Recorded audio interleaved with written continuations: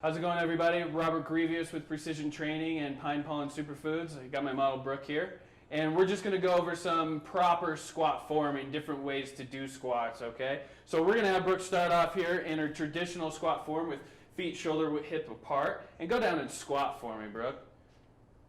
Good. So that looks like a pretty good squat, right? Her knees are coming and tracking right over her toes, and her heels aren't coming off the ground. A lot of people, what will happen is they'll come down and go into your squat for me, and they'll come down and they'll let their knees kind of cave in, a valgus maneuver here. That's going to put a lot of tension on the outside of that kneecap, and we're not really activating our glutes. So anytime we squat, we need to make sure that we keep those knees apart. Come on up, squat back down.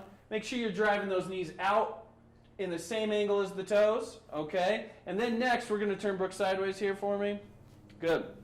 And a traditional squat, you should never be having your heels up off of the ground. So go down and squat down.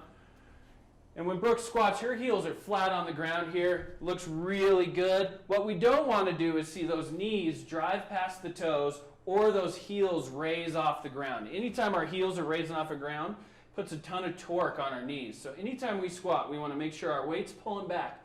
Almost like you can wiggle your toes at the top of the movement. Come on up, squat right back down. Do about 10 more of those.